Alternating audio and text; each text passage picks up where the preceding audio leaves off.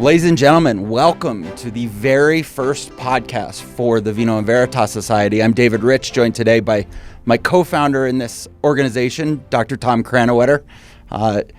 Tom will introduce himself in a minute, and we're so excited that this thing is finally underway. What you're going to hear from us a lot over the next several months and years is something that's been a lifelong journey for both of us, something we've both been working towards for a long time. And as we put that together, this is going to be something that we hope you guys engage in for just as long. I'll let Tom make a little introduction and go from there. Well, Dave, I like to tell people I'm a recovering academic, for which I apologize. And what I mean by that is I went out to Claremont, California, and earned a PhD in the social sciences. And the reason I apologize for that is because that group of people, the PhDs, the academic class, they've been so dreadful. They've done so much damage to the cause of freedom over the last century. In a way, it's a lot of the very reason we have formed the Vino Veritas Society is to kind of unravel and undo a lot of the damage that class has caused for the United States. So I've taught at a number of institutions. I taught out at Claremont McKenna College in California. Some of our members here, some of our guardians and poor Richards might be familiar with Hillsdale College. It's sort of an unusual small liberal arts college in Michigan, famous for not taking any federal funding. And I taught for a number of years out there, helped to create their Constitution class. And now I'm in Denver, Colorado, and I'm happy to say I'm a business owner and a co-founder with you of the Vino Veritas Society. What I love about the conversation about academics is I'm one of those odd people who went to University of Colorado at Boulder, and I went in a leftist and I left a conservative. And right. And to be going through that process, right? And to know what the academic class is all about, that I somehow did that. I attribute that a lot to my background in speech and debate and studying political science. I was a political science major at CU. So that makes it even a further step, right? I was in a department with a lot of very left-leaning professors and one self-proclaimed libertarian, and there wasn't anybody else in the entire department. You know, that makes you an outlier. Well, I've kind of always embraced that role. So, but I was able to attribute a lot of it back to when I go back to high school and did speech and debate in high school and learning how to critically think about things and how to have discussions and really hear what people are having to say. And be able to analyze that and respond appropriately in a way that I'm still hearing them, right? It's not just thinking about what's the next point I need to make, but hear what they have to say, gather that information, analyze it, and be able to respond. So here we are, two smart guys, two fellow citizens, and we both care deeply about the cause of freedom. We're worried about it. We're concerned, and we've chosen to step up and do something in the form of creating not just a new organization, but a really unique kind of organization, the Vino Veritas Society. Our goal, right, it's a unique social club that does things. And it doesn't just do things, it does things that advance the cause of freedom. Our goal is to help transform the United States into a beacon of liberty, a model for the rest of the world to look at. And we're going to do this. Our goal is to create chapters in the social club all across the country.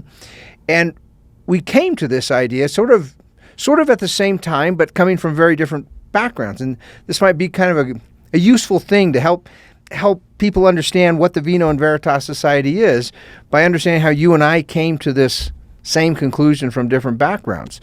For my part, I've been part of the modern conservative movement, the modern free market constitutional movement. I run around in circles with a lot of libertarians and those types of people. And for the last decade, I've stood back and really analyzed the modern freedom movement, the modern conservative movement. It began in the mid-1950s. Several important things happened. The first national free market think tank, economic think tank, the American Enterprise Institute, was founded. And then shortly after that, a guy named Russell Kirk published an influential book titled The Conservative Mind. And right after that, a guy named Bill Buckley Jr. and his friends founded National Review magazine. Now, this was all in the mid-1950s, 53, 54, 55. And you think of everything that the conservative movement has been doing since then. That means it's 7 decades old. And in those 7 decades, they have done a lot. They've created all kinds of respectable, serious institutions, think tanks, schools. They've launched magazines. They published books. They elected a president in 1980. They rallied behind Ronald Reagan and elected him president. The Congress repealed the Fairness Doctrine in 1987, and the whole world of conservative talk radio took off with Rush Limbaugh leading the way. And so they've done all these things, and yet, look at what's been happening to government that entire time. Over the last 7 decades, government's getting bigger and bigger and bigger. What I've come to call the regulatory subsidy state, the government apparatus that either takes money from some to give to others, or controls and regulates, or does both.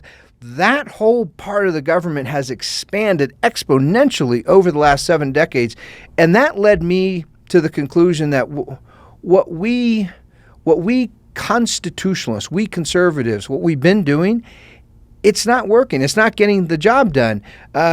Conservatives produce some good work. There's some great thinkers and researchers, and I certainly want them to continue doing that. But we need to do something else, and that led me to this space of trying to think, what can we do in the realm of an organization, a social club that empowers, enables people to actually stand up and take responsibility for their country, to be the ones who are going to transform America into freedom rather than always relying on someone else. And as I was thinking through that, you were thinking through similar kinds of things leading in the same direction. Well, where I was really going with it was, how do we start? I had been meeting with a number of those organizations over the last 4, 5, 6 years, the same ones you're talking about, whether it's something local here in Colorado or something in DC like the Heritage Foundation. And I had been meeting with them trying to talk about how you actually influence the voters, the citizens, the individuals. How do you get the individuals to start taking responsibility and action? Coming from a background of media and magazines and advertising and branding, where my whole purpose in my career has been, how do you take people and define something in a way that they understand it and they can talk about it and they can carry that flag? I'm sitting there talking to these guys and hearing what they have to say and hearing what their goals are. And I just couldn't get past this idea that they need to start talking more to the individual.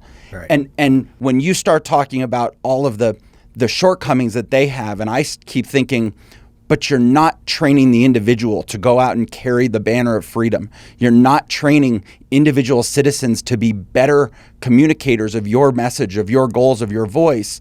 The only time you end up winning anything is when you have a Ronald Reagan, who is such a great communicator, like he was in 1980, to be able to influence or connect with such a large swath of Americans. So I think this comes together really nicely in a way that this allows them to continue to do what they do and allows us to help them connect what they're doing closer to the individual citizens and start talking about what citizenship is. Yeah. Start talking about what it is, what the responsibility of citizens actually needs to be, and what responsibilities we have to each other. And I think about all of this, and I'd be remiss if I didn't start by bringing up a story of just about a week and a half ago. I was at a friend's house. He had called me. He says, I have a friend in from out of town, a guy I went to high school with. You two will have a lot in common. You should come over, meet the guy. We'll have a couple of glasses of scotch around my fire pit in my new backyard. And so I go over and I sit Sounds down. like it has all the makings for a good evening, right? Right. But in today's world, especially in Denver, you never know who you're going to be talking to, right? You just never know. And you never know what you're going to be branded as yourself, right? They ask what's your leaning, what's your interest, where are your political priorities, and they immediately snap to start thinking this person is any number of They want to throw a label descriptors. on you, right? Yeah. Right. They want to brand you before they get to know you. So I'm having this conversation, and I have to be aware of doing the same thing myself, right? I mean, as conservatives, as freedom-loving Americans, we tend to do the same thing to the other side. And I'm sitting there and I'm having this conversation, and it took about 20 minutes before I realized this guy is a true believer in two things. One is he's a futurist. And that was a term I was not familiar with until you actually introduced it to me only a couple of months ago. So, some people, just for the benefit of our audience, right? Some people call this a science of futurology, right? The science, the study of the future. I remember 25 years ago, Newt Gingrich was a big fan of futurologists. There was a prominent author, I'm trying to remember his name, Alvin Toffler, I believe was his last name. He was a big deal in that world. So yeah, there's a thing called futurology for those who don't know. And this guy, as a futurologist, this guy is talking about the role that artificial intelligence and machine learning is going to do to us from a job standpoint, from a climate change standpoint, from all of these things that democratic socialists like to talk about. And that was the other label that I would give him, and I don't think he would deny. He will claim that he is a pure, true democratic socialist. And I'm not talking just in the way Bernie talks about it as somebody who is trying to get elected under democratic socialism. This is a guy who believes in whatever the many think, whatever the mob thinks, that's what is right. That is what is good. Is it fair to describe this guy as someone who maybe would be critical of Bernie as not being sufficiently democratic socialist? Absolutely. Okay. And it got to the point where he said, whether you like her or not, AOC is going to be an 8-year president. Because she gets it more than Bernie does. She understands that we have to start valuing things like the arts more. Right? You have to, it's not just what I decide is valuable to me, it's the mob has to dictate to me what is valuable. Right. And I have to accept that. And I'm sitting there and I'm thinking about conversations you and I have had about the Federalist Papers. And I'm thinking about the mob conversations that they have throughout the Federalist Papers and thinking, man, those conversations got me so much further along to be able to have a conversation. And I want to clarify, this is not a stupid guy, right? We as conservatives, as freedom-loving Americans, we tend to want to put labels on democratic socialists as they're dumb, they're ignorant, they're stupid, they don't know what they're talking about. This guy was well-read. He knew his history. He had well-reasoned arguments.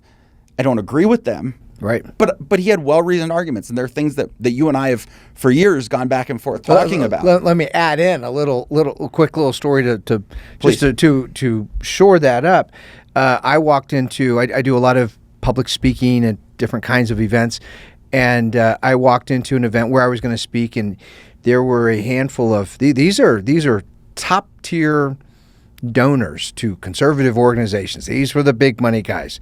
And they were sort of huddled around at the back of the room talking. And as I walked by, I heard one of them made a comment about how to be a Marxist means you have to be crazy.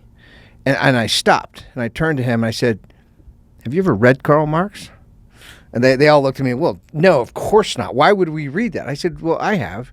I've read and studied every published work of Marx and many of his non-published works. One of the great blessings in my life, it is an earlier iteration.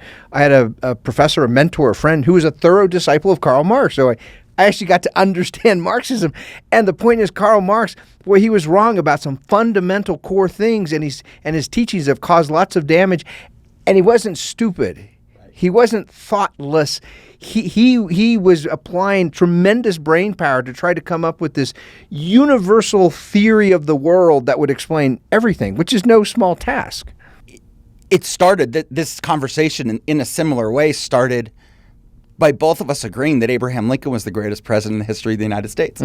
And for you to sit there and think, wait, the first Republican president in the history of our country is being claimed by a democratic socialist as the greatest president our country has ever seen. And he says, but Lincoln was a progressive. How can you like that? And it was these conversations. So as we talk about why we're doing this, right? As we talk about why are we creating the Vino Veritas Society? Why are we creating Guardians? Why are we creating this whole process? Why are we building opportunities for hopefully millions of Americans to start getting more and more comfortable with the idea of what America was based on, with the precepts that America was founded upon, the virtues of what it is to be a citizen. As we get people more familiar with that, it's going to give them a lot more comfort, right? Knowing you as long as I've known you, and knowing so many other people who have known you, they often say to me, I wish you or Dr. Cranwetter could have been here, because they're uncomfortable having those conversations. Right. I've even had this, and I'm sure you've had this too, where somebody will be in a debate on Facebook and they'll tag me. Yes. They'll tag me in the comments section. They want you to jump because in. They don't know where to go from there. You know what? There's a great. I'm gonna sneak in a little New York Yankees story here because it's just so fitting, and I'm a lifelong Yankees fan. I saw an interview years ago with Derek Jeter. They're great, right? Hall of Famer, shortstop, and he was laughing, saying his first season in the major leagues, the biggest problem he was terrified that the ball would get hit to him. He didn't want because he was so nervous and he was so unsure of himself. And he recalled, he said, I remember the moment when that changed and I now wanted the ball to get hit to me because I was confident I could do what I needed to do. And in a way, that's our goal. When right now, when people are out there in social settings, having political conversations, right, and they don't feel comfortable, we want to help empower them, help them practice, help them train, so they get to the place where they want to be the one who's in that conversation rather than reaching out, and asking for help from someone else. Right. So let's start there. Let's start talking about from a high level. You and I are going to talk a lot over the next several years about the American idea. Yeah. The roots in self-governance, the roots in natural rights. And I think this is a perfect opportunity to spend some time creating some of that foundation and discussing some of the ways that people are going to be able to engage in that over the next months, years, decades, we hope. So at its core, the inspiration for everything the Vino Veritas Society stands for, at its core, is this idea that is beautiful and true, and it is one of the most important ideas ever discovered by the human mind. And at first, it seems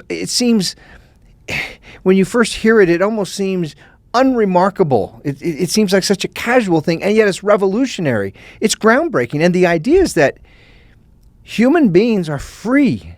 Human beings by their nature, the idea of natural human liberty, and everything flows from that core idea. Once you really get your mind around what that means, it means if human beings really have liberty, natural freedom to make their own choices, to take responsibility for their lives and take responsibility for the consequences of their choices, whether it's good or bad, it means human beings should be governing themselves.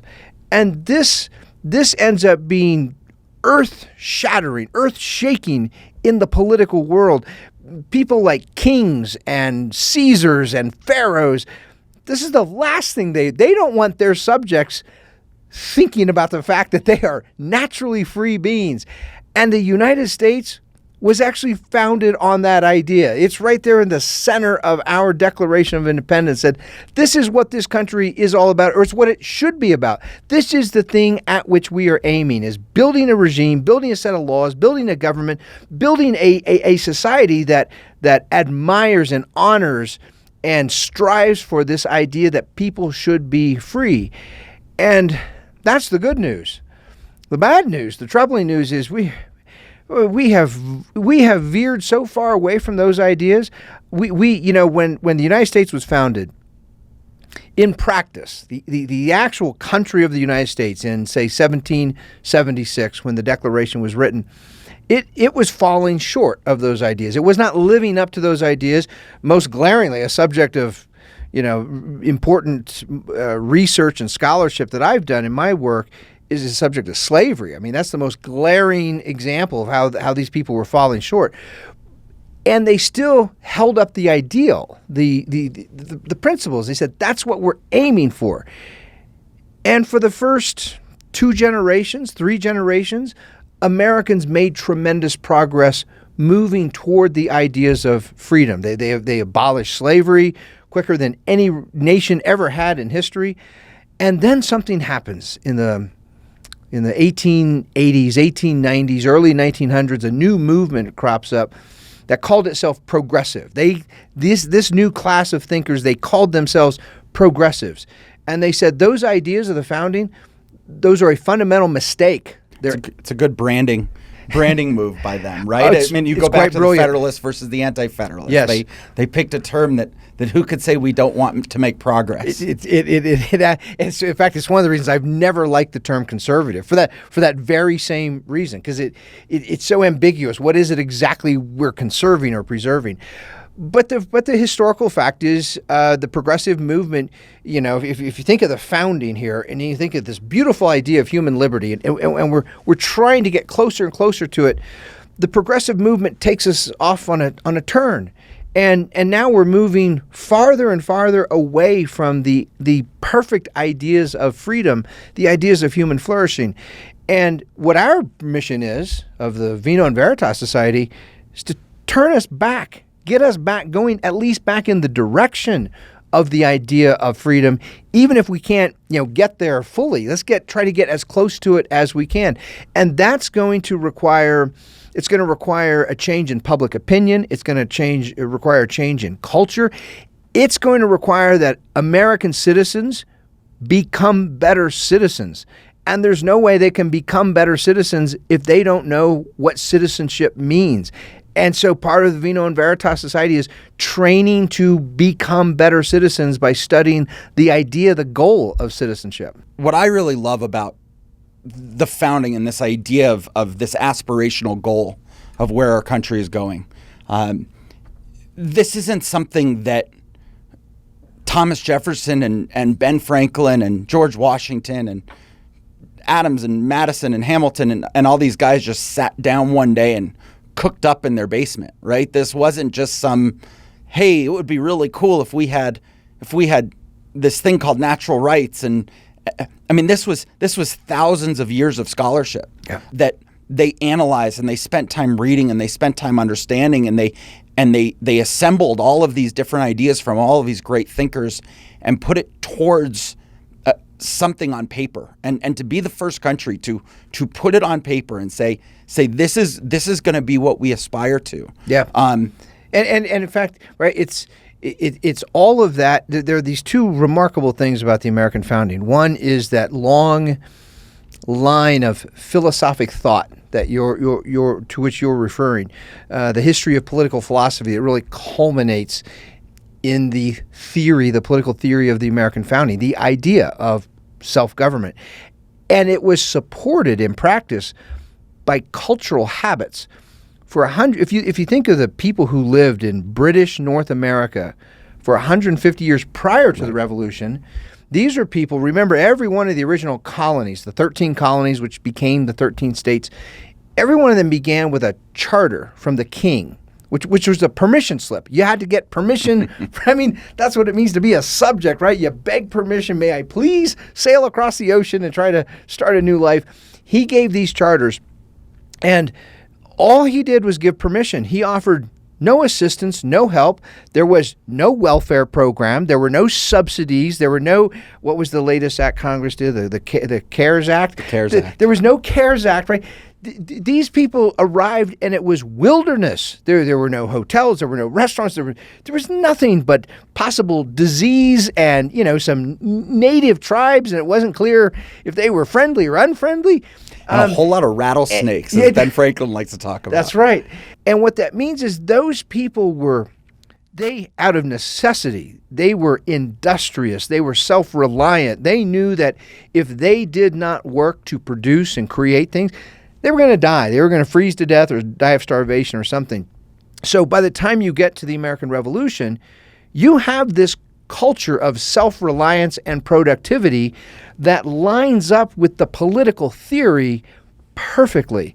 Today, our challenge, part of the work of the Vino Veritas societies, we have all kinds of bad ideas. The ideas of despotism and control and regulation are more prominent today in the United States than the ideas of freedom. And culturally, we have a culture of a widespread culture of dependence. People want to look for government either for something free or to tell them how to live, or both. Well, we're back to asking permission, right? You talk about those charters from King George were permission slips, and we're back to asking permission. If you want to start a business, you have to go get a license. If you want to get a new job, you have to go get a license. There's regulations, there's rules, there's fees. You have to ask our government again. If I wanted to sell one bottle of beer to you, if I wanted to sell one of these bottles right here of booze to you for a penny, legally to do so, I have to first go apply for a liquor license, which I might get denied. Or it might take so long that by the time you actually get there, the layers and levels of bureaucracy, or in some cases, the licenses have to go through multiple federal bureaucratic offices just to get approved. Some businesses have become not even worth starting. And what we've done is we're back to that permission slip model, where the idea of starting a business, the idea of starting this business, of starting the Vino Veritas Society, you and I had to go through all of these different iterations to figure out what governmental hoops we had to jump through. And hopefully one day we'll have enough citizens out there who understand that this is their country. This is not, we should not have to ask our government permission to sell a bottle of wine, to sell anything else, or to go to work. Right now, as we sit here recording this inaugural podcast, that's a radical, revolutionary thought. And if we're successful, listen closely, ladies and gentlemen, if we're successful, one measure of that success will be the day when that is not radical sounding. When ordinary Americans think, of course, why would we have to ask permission from government bureaucrats? So, Dave, you and I agree that a genuinely good citizen, someone who understands not only their rights, but their responsibilities, their civic responsibilities to their fellow citizens, a truly good citizen, an informed citizen, and an American who is a guardian of the ideas of freedom, someone who protects and preserves and helps to inspire others with the ideas of the American founding. These guardians and these good citizens are synonymous with each other. They're the same thing. What does that mean we've got our logo back here. What does that mean for the logo down there? No sumos custodes. Tell the audience what that means. So what we've done is we've actually gone back through that same history, through that same learning that our founders went through. And if you go all the way back to Aristotle, you're going to see the quote, qui custodes ipsos custode. I'm not perfected in Latin yet, or Greek. And it means who will guard us from the guardians. The people in government, under the United States system, under this system that our founders created, those in government, those in the legislature are supposed to be the ones protecting us. They're supposed to be protecting our natural rights. That's their only job. It's that simple. You have one job. You go to Congress and say, we are going to create a country that makes sure that individual rights, that individual freedoms, that natural rights are always protected. And you don't do anything else. But even as far back as Aristotle, he knew that as you give people power, they're going to start taking advantage of it. And as they start to take more and more advantage of it, what's going to end up happening is they're going to start infringing on those rights. And he posed the question then, who will guard us from those guardians? And with our no sumos custodes, with that line, we are saying we are the guardians. We are the guardians. We, as the Vino Veritas Society, are going to be the ones that sign our name on that dotted line that says, yes, we are going to protect America from those who are supposed to be guarding our individual rights, our natural rights, and are taking them away. Yeah, in fact, right now in the news, I mean, what's all over the news as we sat down to prepare for this podcast, the news is dominated by an ugly, terrible story that happened up in Minneapolis. There's this horrible footage. I get repulsed looking at it. It's a cop kneeling on a man's neck, and he kills him. I mean, he murders the guy, and And then the response is a bunch of rioters go on a looting and burning spree. So think of the failure there we see across the board. On the one hand, the very government that is supposed to protect our liberty, protect our natural rights, is harming us, violently is taking away those rights, took away that man's life. There's a gross injustice, a gross failure of government. And then the response of citizens is the farthest thing from responsible, informed citizens, right, who go out and they see a problem in their government and they correct it. Rather, they go out and they burn down other people's property and steal things. And so we see a failure of citizenship coupled with a failure of the guardians in the government, which means we need a new class of guardians to protect the ideas, to protect our natural rights. That's the Vino Veritas Society. And I would push that into one other category, and that is the bureaucracy. I think we've gotten so far into a point in this country where there's this whole bureaucracy of people in government who we can't vote for, we can't vote out. We have really no idea how to control them, how to create expectations for them, how they are responsible to us. And I think so many of the people in government, the police forces, the everything else are answering to bureaucrats rather than answering to those who are responsible to us, those who get elected and voted back in. That the response, the anger, the tinderbox that turned into Minneapolis is a result of people just not being able to do what they want to, have a way to respond to the bureaucrats. They're desperate for somebody to pay attention, and because they don't think just voting out their local elected official, they voted for somebody thinking that was going to stop this. It's hard to hold I want to emphasize, it's hard to hold unelected bureaucrats accountable electorally through elections. One of us at this table has written a book about the whole problem of unelected bureaucracy called Save the Swamp, and we'll do some more podcasting on that in the future. Right. So to wrap this up, I mean, this is what we're doing, right? We are seeking a cultural change through a social club that meets. It's a place for like-minded people to come and hang out and get to know each other. There's definitely a social networking component that's an important piece of that.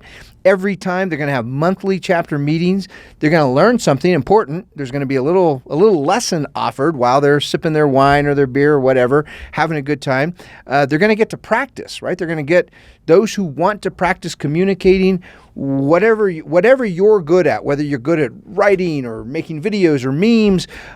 We're going to help hone your communication skills, and then those who do a really good job, we're going to help amplify their messages out to the rest of the world. We're going to help our guardians become better communicators, become more influential to the rest of the world, and that's how we're going to make a big cultural impact. And I can't wait till the day that this podcast isn't just you and I, but it's dozens of podcasts by dozens of guardians who are experts, who have invested and spent the time to really get into some of this. And it's not going to be for everybody.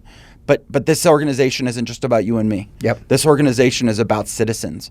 And we're looking forward to all of the citizens who want to be a part of this, who want a voice, who want a platform, who want that soapbox to go out and make a difference. And I think you and I have the right background to make that happen for them, and I'm looking forward to that day. Listen, ladies, gentlemen, thank you so much for joining us on this inaugural video podcast for the Vino and Veritas Society. We promise there's going to be a lot more where this came from. Any last words, Dave?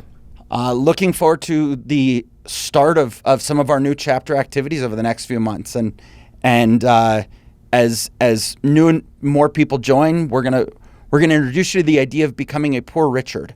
And as you become a poor Richard, you'll find out a lot more about what that means. If you don't know the term, Google it. You'll see where it came from, and it'll remind you a little bit of our logo here. And with that, I'm going to sign off with Nos Sumos Custodes. Thank you, everyone.